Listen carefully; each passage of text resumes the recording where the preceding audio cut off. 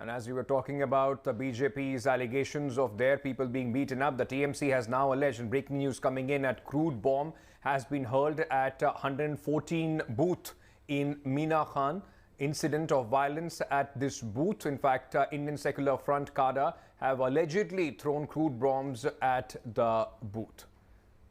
This tells you how, in fact, bloody this entire situation is getting.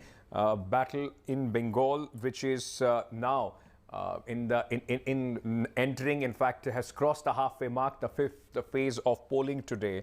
3 more phases left after this, and both the Bharatiya Janata Party and the TMC putting it all out there.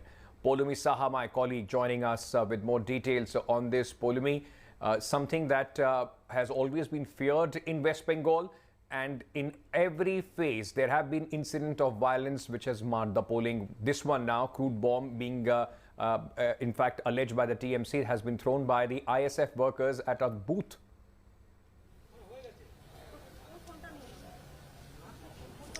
That's right. That is the allegation of the Trinamool Congress. Of course, like you said, this is not something that we're hearing of for the first time. Elections in the past as well, and even this election, the past 4 phases, we've heard of various such incidents where attacks on candidates, like we saw the attack on Lokit Chatterjee, the BJP candidate from Chuchura Hooghly, the last time round, and then there was the attack on the TMC candidate from Arambagh, Sujata Mandal Khan, as well, when her constituency went to polls, and then, of course, violence as well. Nothing, of course, like what Seetal Kuchi Kuch Bihar witnessed on April 10th in the last phase of the elections. But again, the TMC alleging that in Minakhan, in North 24 Parganas, there has been an incident of crude bombs being allegedly, hurled by the ISF, the Indian Secular Front, at the TMC, and the TMC is alleging that some of its people have been, in fact, injured in this incident. It is something that we are, of course, trying to reach the ground and investigate for ourselves as well.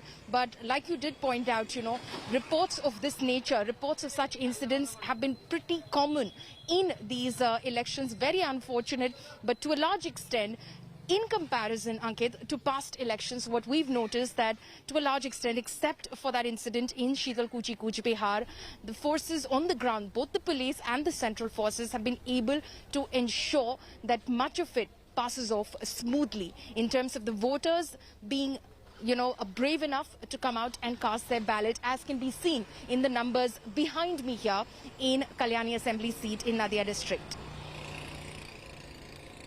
All right, thank you, Polumi, for joining us with all those details. Meanwhile, the battle of the 5th round in West Bengal, the poll battle is underway. As many as 45 constituencies across 6 districts are voting in midst of the surge of the COVID-19 cases in the state of West Bengal. Prime Minister Narendra Modi took to Twitter and appealed to the people to vote in record numbers.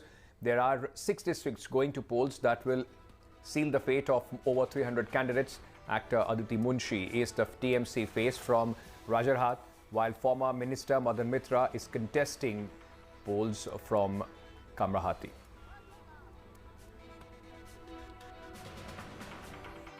We are joined by former Bengal Minister Madan Mitra seeking divine intervention, of course, here at the Dakshineshwar Temple. Madanda, it's a prestige battle, it's a high-profile battle for you at Kamrahati this time.